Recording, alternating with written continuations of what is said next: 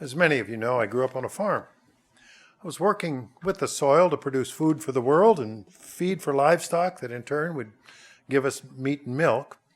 And I spent many hours with soil, working with soil and plants to maximize production. I was really gifted as a child to be granted that kind of a childhood, to work close to the earth. And I learned to love God's creation, the cycle of life, the capacity to produce food and fiber for my fellow humans. And I came to really realize that it was critically important to take good care of the soil and the plants and the animals for them to produce. I remember my dad saying, "A happy cow gives more milk." I mean, this whole fundamental principle is you take care of what you have. And so I'm really cautious when others that don't have the background then have theories about caring for the earth. Well, Jesus Christ issued 7 bewares, and I spoke about this, maybe over 10 years ago. But the first one is stated in Matthew 7, starting in verse 15. In Matthew 7:15 is the first of 7 bewares that were uttered by Christ. Beware of false prophets who come to you in sheep's clothing, but inwardly they are ravenous wolves, meaning hungry. Verse 16, you will know them by their fruits. Do men gather grapes from thorn bushes or figs from thistles?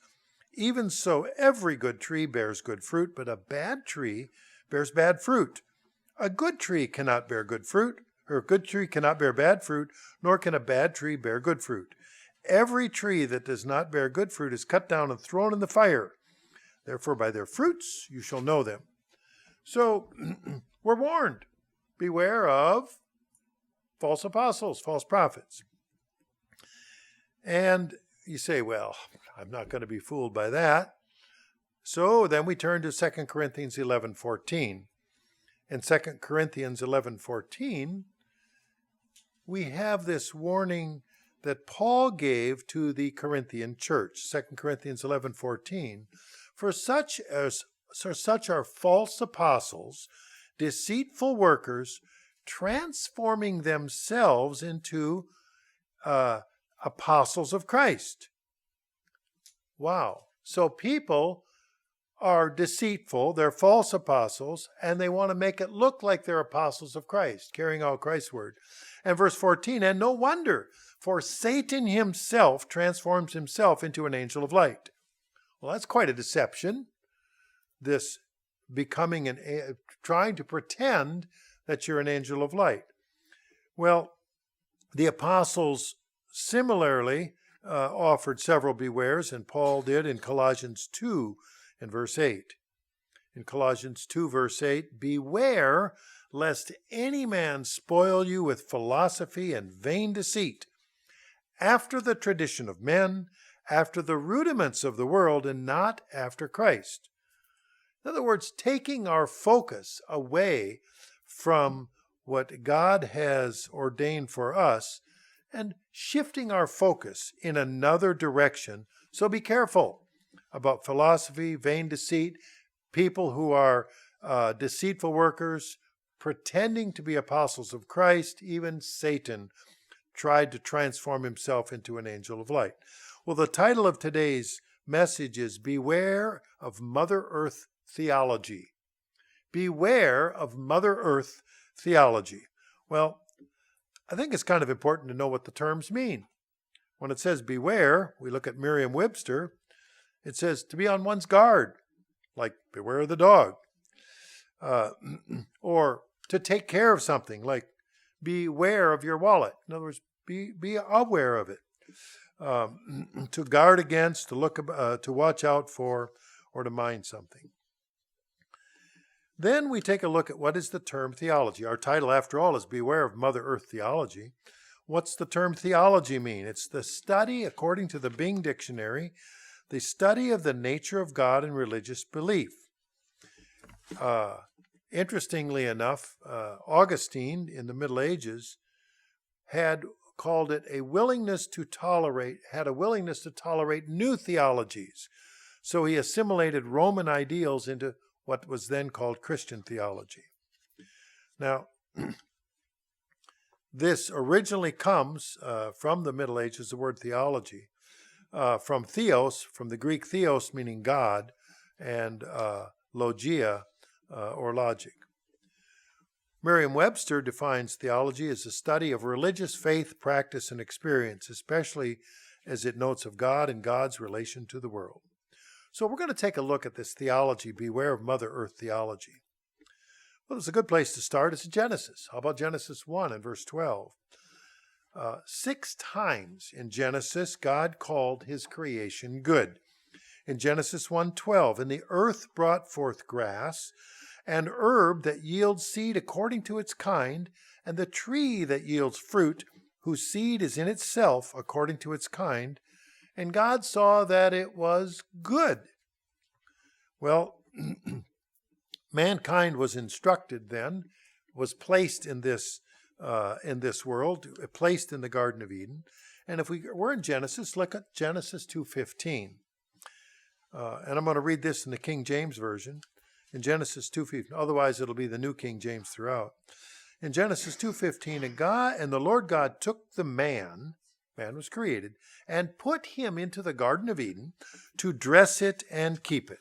Now, if we have the New King James, I believe it says tend it and keep it. So, to dress and keep the garden requires action, some intervention by man to be able to take care of things. It's not just let it go and we'll see what happens. Dressing and keeping the garden doesn't just mean to ignore it, let nature's way with whatever happens. We know this in Proverbs 24, starting in verse 30. In Proverbs 24 and verse 30, we see what happens when things are ignored. In Proverbs 24, verse 30, I went by the field of the lazy man, and by the vineyard of the man devoid of understanding. And there it was, all overgrown with thorns. Its surface was covered with nettles, its stone wall broken down. There was a lack of action, a lack of activity to dress and keep what had been granted or given to people.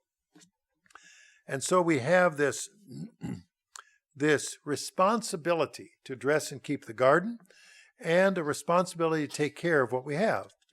Now, we also know that we've had, and I've looked this up, it says nearly 60 years of eco-apocalyptic predictions that mankind is destroying himself.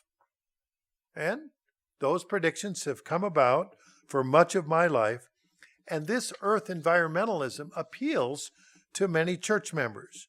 Because after all, let's think about it, the Bible does talk about end-time catastrophes. In fact, there are about 24 references to dire circumstances written by the prophets Jeremiah and Ezekiel that combine 2 words. You can just put famines and pestilence, and you got about 24 responses in just those 2 books. And then, of course, not just famines and pestilences, but wars over the diminishing resources, severe shortages. In fact, if we read through the Bible, we'll find that a remnant will be left at the end of tribulation, but people will die of famine, disease, or pestilence, and war. So if you have about 30% of each of those and a 10% left, that all fits in line. So the end-time catastrophes. And, Jesus Christ echoed the same kind of prophecy in Matthew 24 and verse 7. In Matthew 24 and verse 7, for nation will rise against nation, and kingdom against kingdom, and there will be famine, pestilences, and earthquakes in various places. Well, that's all pretty scary stuff. And we hear this, and we probably heard this most of our life whenever we've come to church. And then in Matthew 24, we go down to verse 22. And unless those days be shortened, no flesh would be saved, but for the elect's sake, those days would be shortened. So God isn't going to allow it to run out, wipe off all people from the face of the earth. He's going to cut it short and say, you know what? There's a limit to this. And then we're in Matthew 24. Just jump to verse 24. For false Christs and false prophets will rise and show great signs and wonder to deceive, if possible, even the elect. So we have all of this scary predictions, the scary prophecies, and warning even us that may be possible to be deceived. But then we read in Isaiah 49, verse 8, about the millennial restoration of the earth. So we learned to Isaiah 49, verse 8, and we read, "Thus says the Lord, in an acceptable time I have heard you, and give you as a covenant to the people to restore the earth, to cause them to inherit the desolate heritages." There's going to come a time of restoration. Well, restore to what? Well, after the damages, after the problems, after the... But what we have now are people who do not believe in a creator God. What they've done is they've adopted the Mother Earth theology. And it's explained to this in Romans 1, starting in verse 24. They've adopted the Mother Earth theology. And you can point to this and say, oh, okay. Romans 1:24 through 26. "Therefore God also gave them up to uncleanness in the lusts of their hearts, to dishonor their bodies among themselves." Ooh, isn't that happening these days with regard to transgenderism, transhumanism, and body modifications? Verse 25, "Who exchanged the truth of God for a lie and worshiped and served the creation rather than the Creator, who is blessed forever." So now we have people disregarding God and saying our highest priority is on things that are around us, whether it's animals, plants, earth, and so forth. What I'd like to do now is Moses related a powerful message from God in Deuteronomy 4. I'm going to flip over to Deuteronomy 4.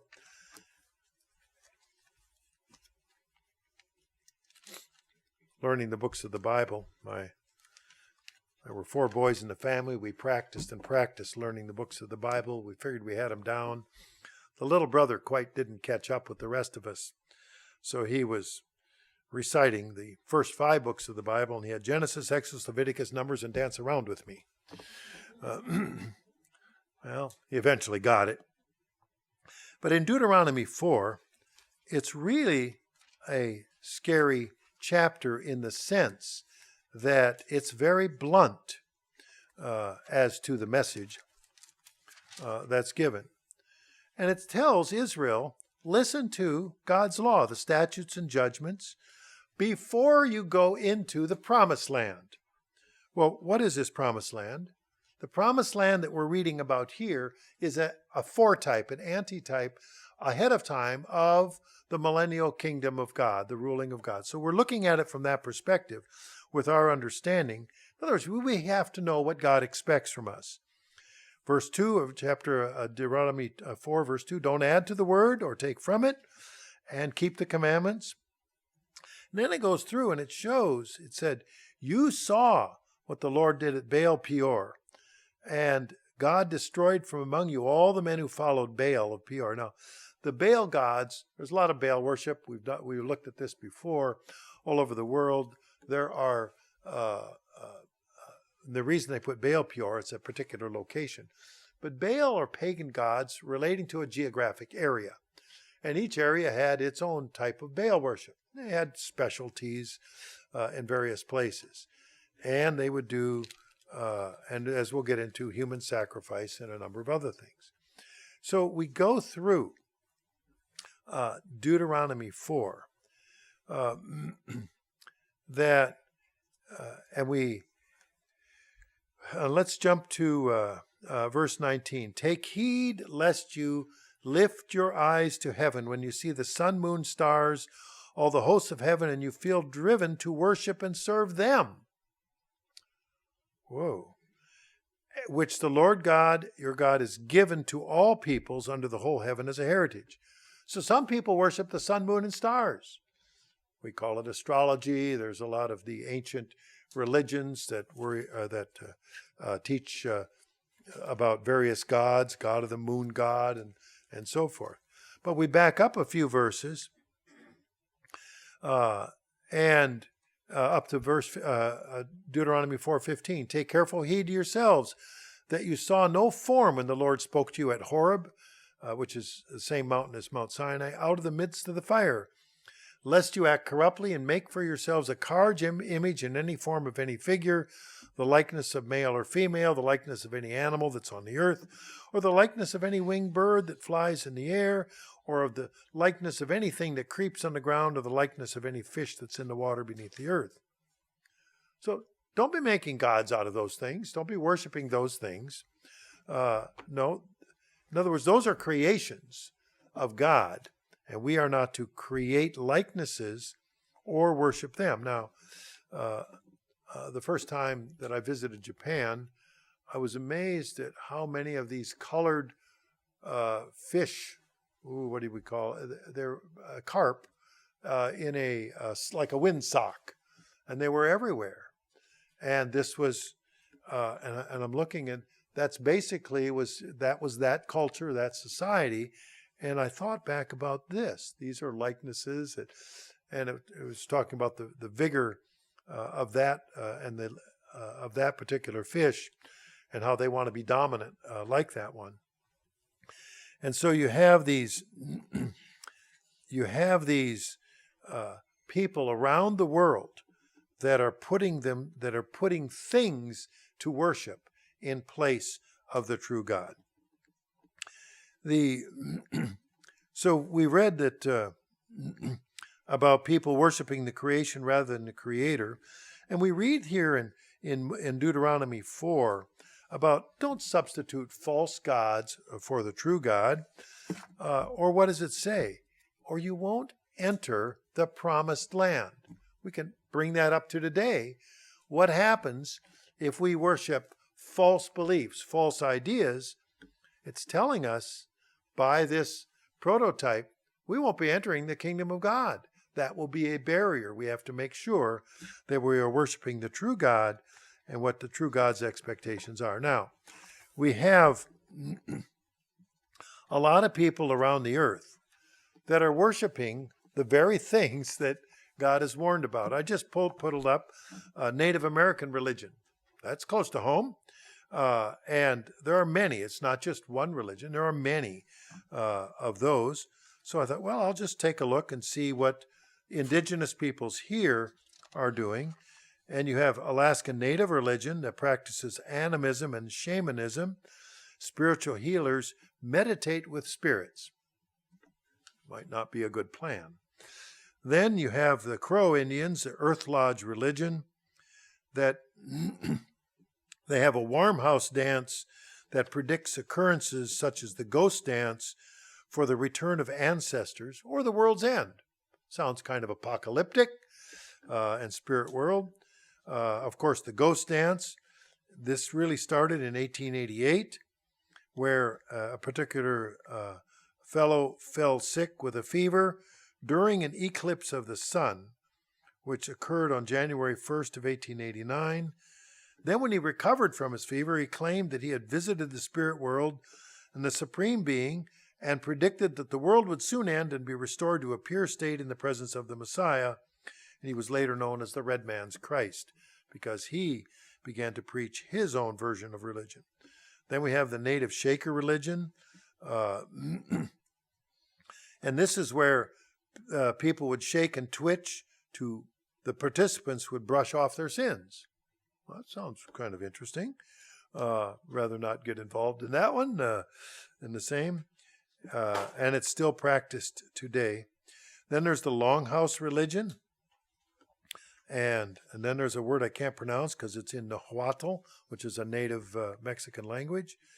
There's a Native American church, which is the nice way of saying the peyote religion, chewing on hallucinogenic plant residue or buttons to cause colored dreams and such. So that's a kind of a drug-induced condition. They have a 7-drum religion, a Sunday dance religion, prophet dance, streamer dance, and a variety of those. And we can just keep right on going. The green corn ceremony, sun dance, and so forth. So there's quite a selection. This is just basically in North American kind of worship. And of course, we can go back to the Aztec and the Mayan worship, where they sacrificed humans to appease the gods of agriculture by the thousands, not just a few. And more evidence is coming out constantly on this. This is not new. We turn to Leviticus 20 and verse 3. In Leviticus 20, verse 3, what did God say about those who sacrificed their children? Because what was happening at that time is that children were being sacrificed to Molech, M-O-L-E-C-H. Leviticus 20, verse 3, God said, I will set my face against that man and will cut him off from his people because he has given some of his descendants to Molech to defile my sanctuary and profane my holy name. Actually, what they would frequently do is sacrifice the firstborn. Of course, Christ being the firstborn, the church being the firstborn of God. So they would sacrifice the firstborn in hopes of better fertility for crops and family and so forth. We read on, we're in Leviticus, let's go to Leviticus 18, verse 21. This is repeated. You shall not let any of your descendants pass through the fire to Molech, nor shall you profane the name of your God. I am the Lord. So by worshiping false gods and false ideas, and still claiming Christianity or claiming to follow God, profanes the name of God. We have an earth religion called animism. You may have heard of animism. This is true around the world, not just in the Western Hemisphere. The idea is that all things, whether they're living, animate, or inanimate, they possess a spirit or an essence. It's a key feature in many ancient religions and in many indigenous tribal cultures. So there's a spirit in everything that connects things. It doesn't matter whether it's people or animals, geographic features, natural phenomenon, whether it's mountains, rocks, streams, rivers. They all have some kind of spirit essence to them in animism. We have, and then we have an interesting, more modern version of this that came up. And this was when I was in high school. And the very first Earth Day came up. Was April 22nd, 1970. Little was I to know that someday I would have twin daughters born on April 22nd. It wasn't in 1970. There I am, a senior in high school, and there was a big to-do about this. We're going to protect the earth. And so, and they point to this day as each day on April 22nd is Earth Day. And somebody pointed out that was the Russian communist dictator Nikolai Lenin's 100th birthday from 1870 to 1970. And so all of a sudden, people started raising an eyebrow as to what was the purpose or cause of this. And if you look at their own website, the Earth Day website, Earth Day would come to provide a voice to the emerging environmental consciousness, putting environmental concerns on the front page. And so, and they go on, this is from their website, the Earth Day for a new millennium. Where have you heard this word millennium before? So they were going to clean up the earth for 1,000 years. So here we have religion without God.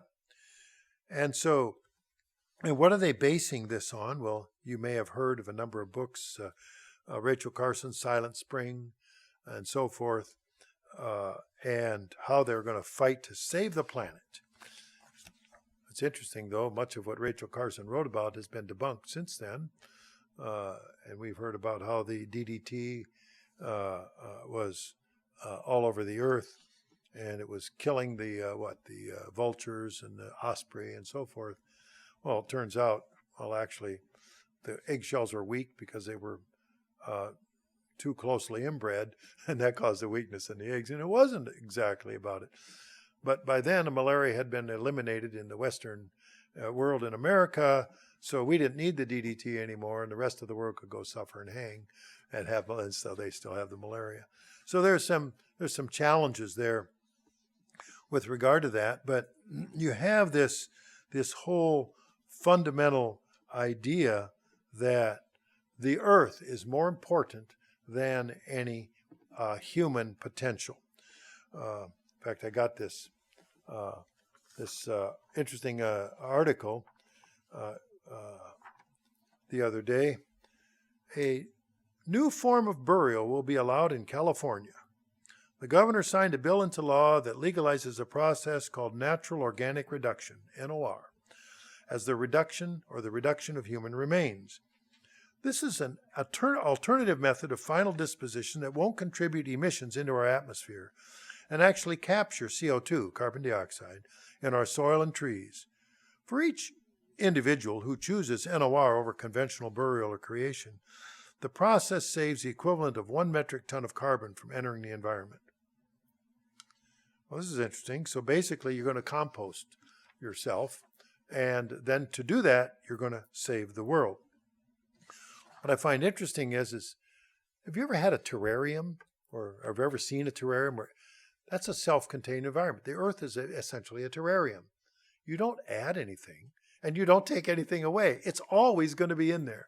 So we have what we call a carbon cycle, where it's all going to be there. It's just a matter of where it's going to be. Just like we have a water cycle. We have water. It evaporates from the ocean, goes to clouds, comes over, drops rain. Rain goes into rivers, soaks through the soil, replenishes the groundwater, runs back to the ocean, and it goes around in circles over and over. Same thing with a lot of cycles, including carbon. And so we think, well, we're not going to replace our belief in God with this Mother Earth theology, because you'd say, well, I would never do that. But are we so sure? We've been conditioned for so many years with slogans like Earth First, or we drive by signs along the road that we see an area that says Wildlife Sanctuary. Well, it's not bad or wrong to have a safe place for animals, but to call it a sanctuary is interesting because it's as if it were a holy place. And of course, actually, it is a holy place for those who are involved in earth worship, the Mother Earth theology. In Acts 17, the Apostle Paul faced the same issue that faced Moses prior to entering the Promised Land that we read about in Deuteronomy 4. So if we look at Acts 17, now here, this is where Paul was at the Areopagus, which we call Mars Hill. It's really a hill, a judicial location. It had many pagan statues and a shrine also to the unknown God. And this is where the intellectuals came. Well, they were the earth people of their day. They had gods for all of these different gods for all of the Roman gods for all of these different things on earth. You have a god of fire, a god of water, god of the sea, and so forth. And so they inquire in verse 19 of Paul, may we know what this new doctrine is of your speak, because you're bringing strange things to our ears. Christianity is pretty strange to a lot of people today. Therefore, we want to know what these things mean. Verse 21, for all the Athenians and the foreigners who were there spent their time in nothing else but either to tell or hear some new thing. They had itching ears. Wow, give me some more interesting stuff. So Paul went through and explained, I perceive in all things you're very religious, for as I was passing through and considered the objects of your worship, I even found an altar with this description, we're in verse 22, to the unknown God. And this is what Paul then proclaims. He says, the one you don't know about? That's the one that I'm talking about. Verse 29, since we are the offspring of God, we ought not to think that divine nature is like gold or silver or stone or something shaped by art and man's devising. We aren't worshiping or the offspring of a God that you make up. You just think about it in your own mind and pretend that it's true. Verse 31, because he, meaning God, has appointed a day in which he will judge the world in righteousness He has given assurance to all of this by raising him from the dead. So God has proven that he can conquer death and produce life. Well, we're comforted. We were never involved in any of the above list of false religions. But we also have to remember, we have to be careful because Satan himself will transform himself into an angel of light, as we read in 2 Corinthians 11:14, and that if we could be deceived, I mean, it is possible, if it be possible, the elect could be deceived. Well, if we think we're so immune from this, let's take a look at what's happened since 1965. Now, I'm not going to go over all of these, but I have a list of 50 years of failed eco-apocalyptic predictions of all the ways that we're all going to die. And it started back in the 60s. I have the actual documents here, or copies of them. Famine forecast by 1975 in the Los Angeles Times. New York Times, 1969. Pollution sees the lack of time.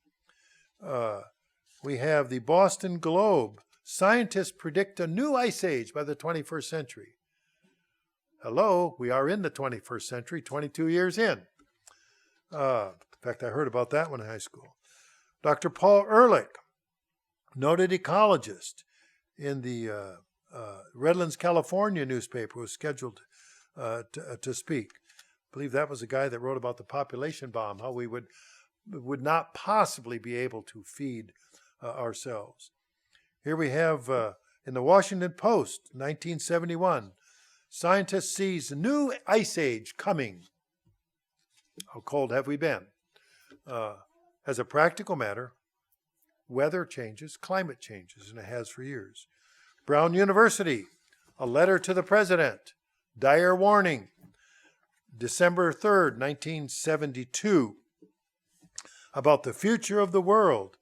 And the main concern is a global deterioration of the climate. And of course, at that time, it was climate cooling and lack of food production.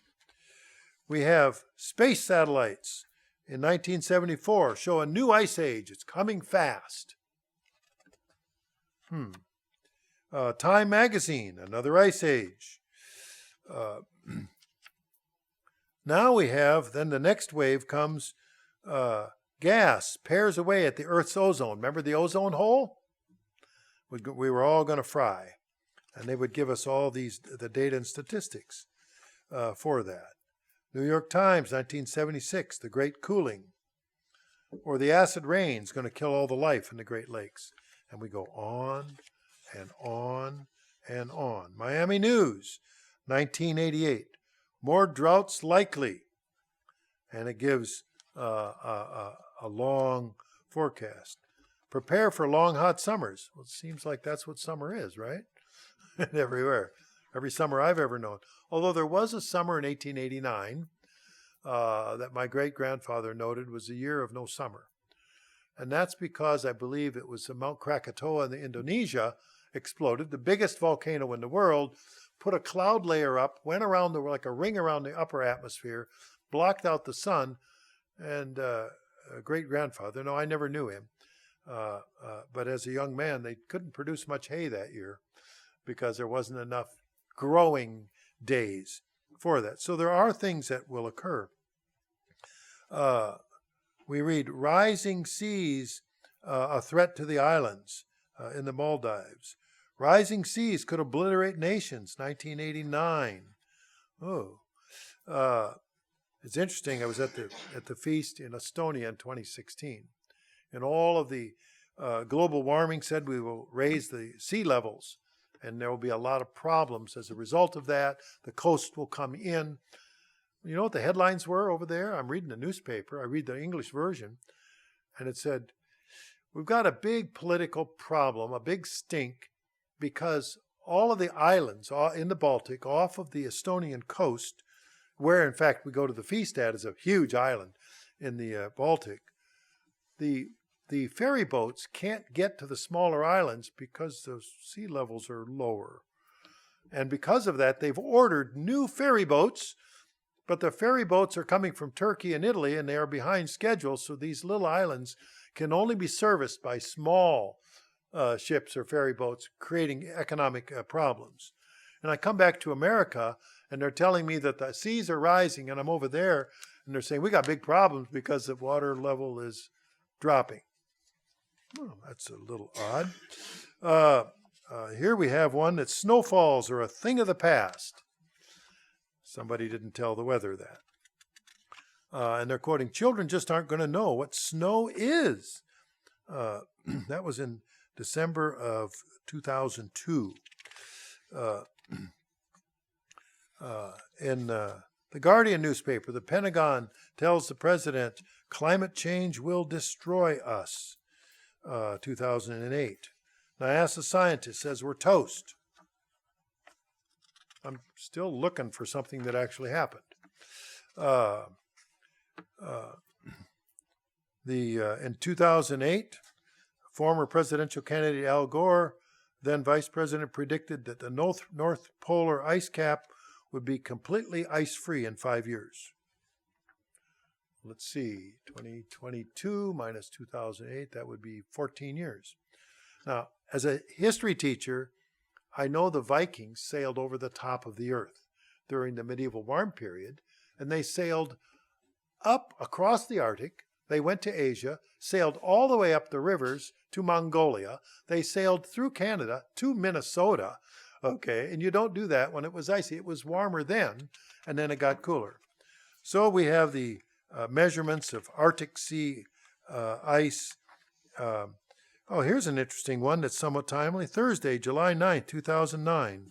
Prince Charles says we have 96 months to save the world. I guess we missed it. I guess we're gone now. United Kingdom's Prime Minister, we have 50 days to save the planet from catastrophe. That was in 2009. Ice-free Arctic in 2 years, and so forth. Ice-free summer, U.S. Navy predicts by 2016. French Foreign Minister, 500 days to avoid climate chaos. That was 2014, and so forth. So we get the idea. There's a lot of alarmism. So we think the Bible has alarm. It's talking about an end-time prophecy of things that are going to occur, and yet the alarmists are really the ones that are putting it right in front of us right now and saying, by the way, it's your fault. Therefore, something has to be done about it. And one thing that they're particularly adamant about is about something called carbon. Now, most of us are probably familiar with carbon. Carbon is essential for life. Life as we know it could not exist without carbon. It's a building block. And yet, the United States government is calling carbon a pollutant. The only way it would be a pollutant is if you were Satan and you wanted to destroy all life. And yet, it's called a pollutant. I like to think of carbon like this. If carbon were a person and had hands, it would have 4 hands. Now imagine them holding hands. Carbon holds hands with lots of other elements. If 2 carbon elements each have 4 hands and they're holding each other, that's a very tight bond, a tetrahedral bond. We call that diamond. Very tight bond. Okay? If it's a loose bond, it makes other forms. But carbon cycle, like the water or oxygen cycle, never really goes away. We don't get more of it, and we don't get less of it. It's a common element created by God.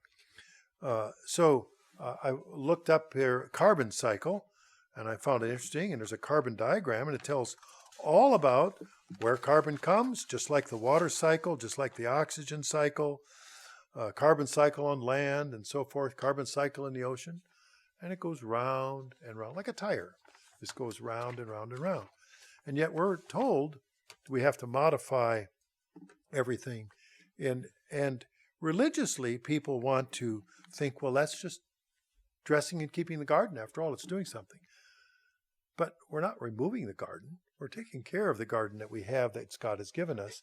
And that is not just a physical and a spiritual analogy.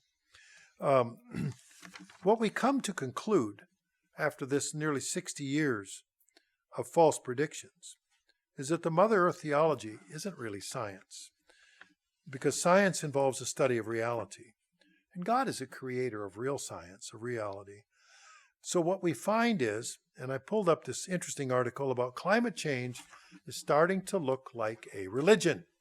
Well, we know what religions are. So here's 10 creepy reasons why climate change looks like a religion.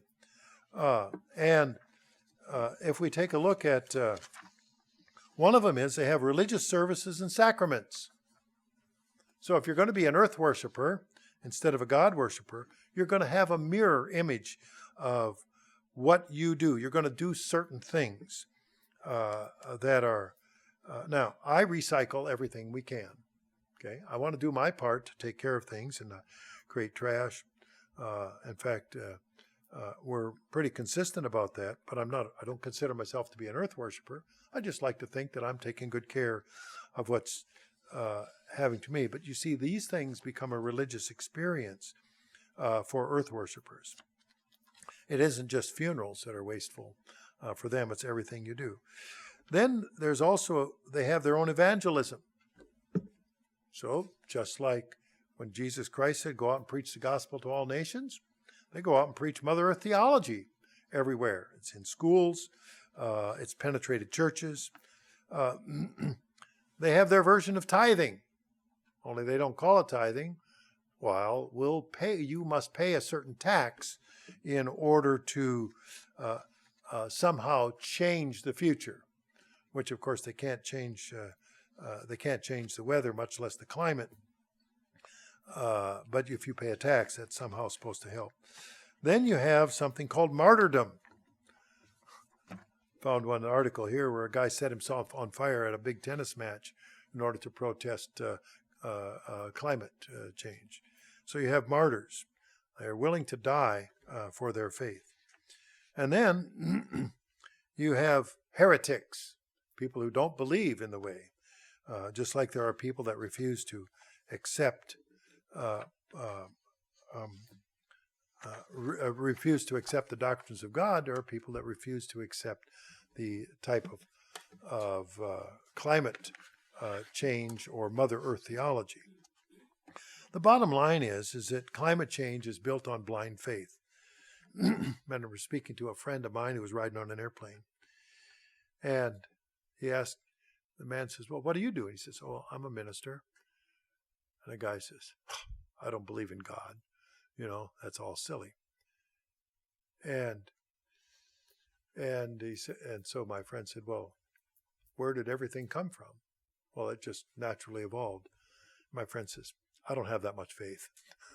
So you really got to have a lot of faith to believe that things will work out without a true creator God.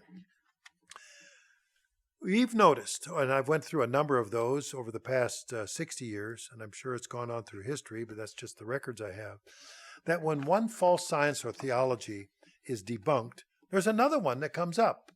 First we had global cooling, then we had global warming, and then, well, since that wasn't happening, we call it climate change.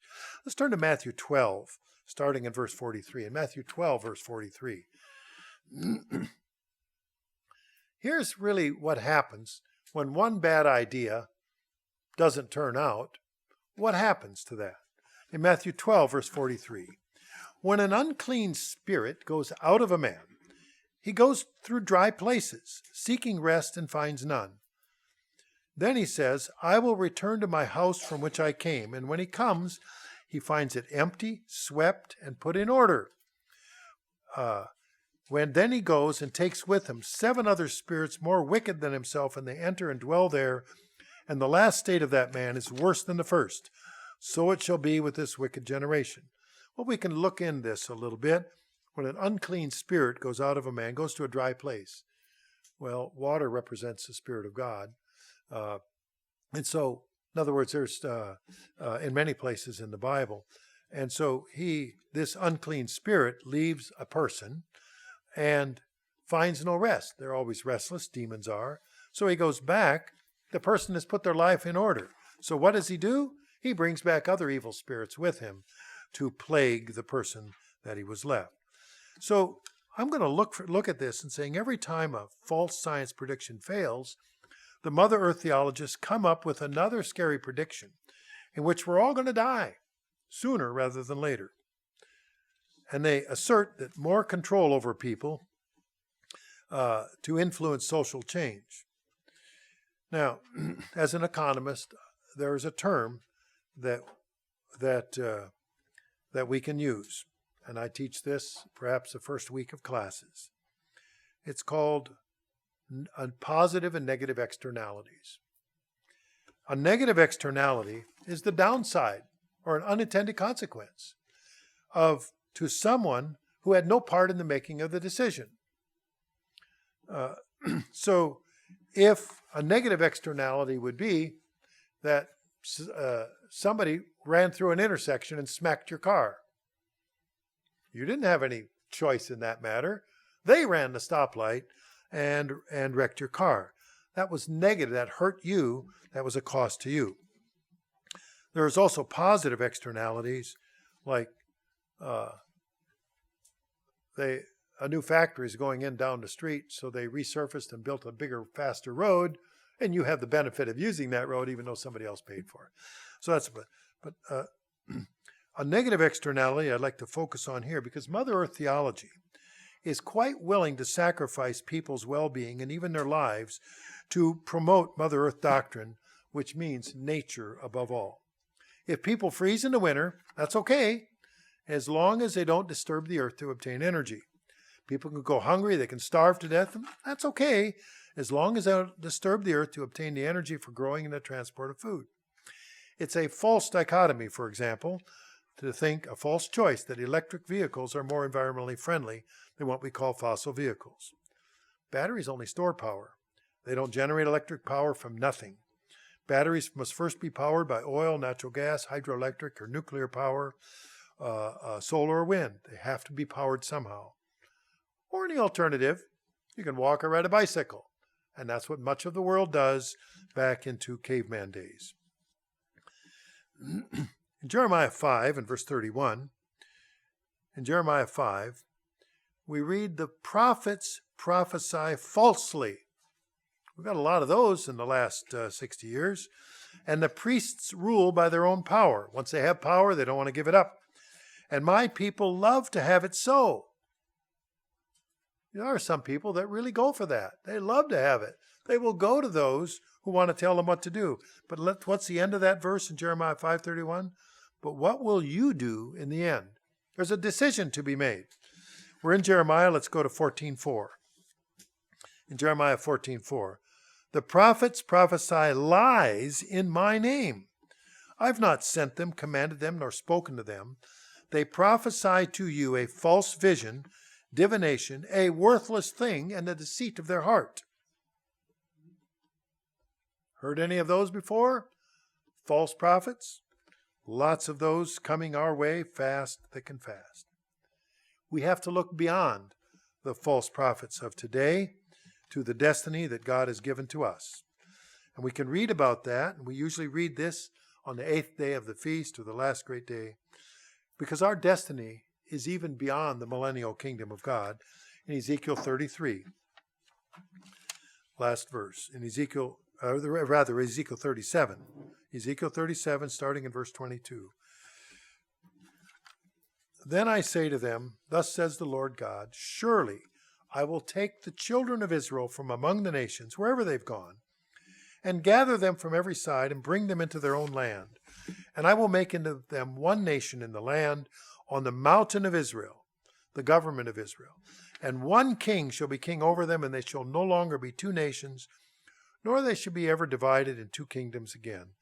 They shall not defile themselves any more with their idols, nor with their detestable things. The world is full of idols and detestable things. Nor with any of their transgressions, which means sin, breaking God's law. But I will deliver them from their dwelling places in which they've sinned, and I will cleanse them. And they shall be my people, and I will be their God. David, my servant, shall be king over them, and they shall have one shepherd. They shall walk in my judgments and observe my statutes. So let's take a recall back when we started on this message, that Jesus Christ issued the bewares to us, and the first one he said was, beware of false prophets who come to you in sheep clothing. Inwardly they're ravenous wolves. What do they really want? It's not the truths of God. It's not by your benefit. And he follows that with, you will know them by their fruits. We know that the false prophets that we read about in 2 Corinthians 11:14 will try to transform themselves into apostles of Christ, because Satan tried to do the same thing into an angel of light. We know that the apostles warned us, Paul in particular, in Colossians 2:8, beware lest any man spoil you through philosophy and vain deceit, after the tradition of men, after the rudiments of the world, and not after Christ. We are given the information in the Bible to keep our focus on the reality of the future, true prophecy of the salvation of Jesus Christ for mankind. And we are not to be distracted by false religion, and in particular, the false religion of Mother Earth theology.